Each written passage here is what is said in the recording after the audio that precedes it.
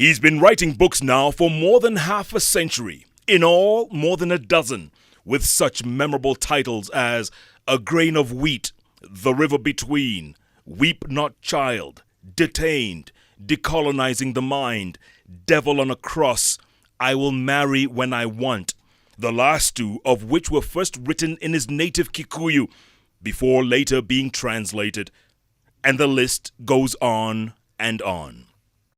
So when Professor Ngugi Thiong'o decided to take a break from writing fiction and instead write about himself, everyone knew the autobiography was going to be a bestseller.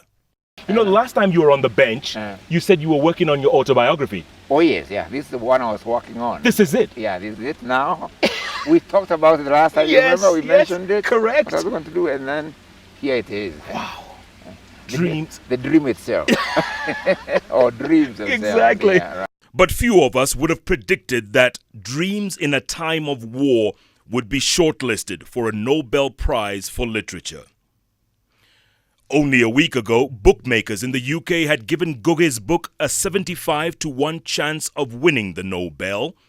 Today, 2 days before the announcement, those odds have, to the shocking amazement of everyone, been reduced to 3-1.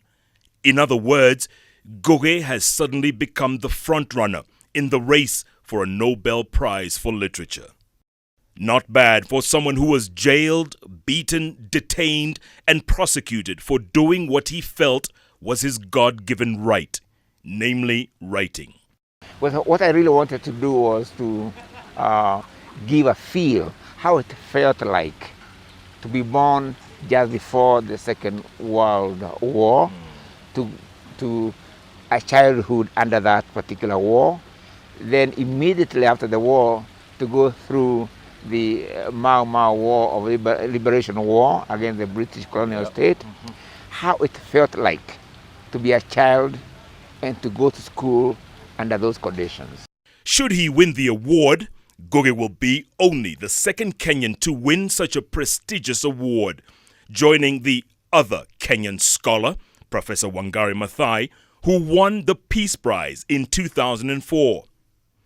He would also join an elite group of African literary giants, including Nigeria's Wole Soyinka, who won the Nobel in 1986, and South Africa's J.M. Coetzee, who won it in 2003.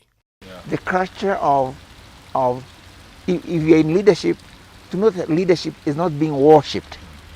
No, that's not leadership. No.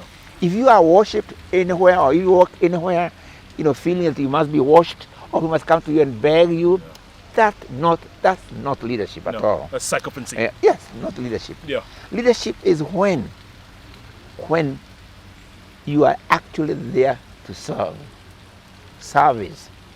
Anyone who thought Kenya was limited to heroes and heroines in the field of athletics or rugby had better think again. Ngugi Thiong'o may just manage to do what no other Kenyan has done in the field of literature. The official announcement is expected this coming Thursday, October the 7th. Jeff Koinange, Eyewitness News, Nairobi.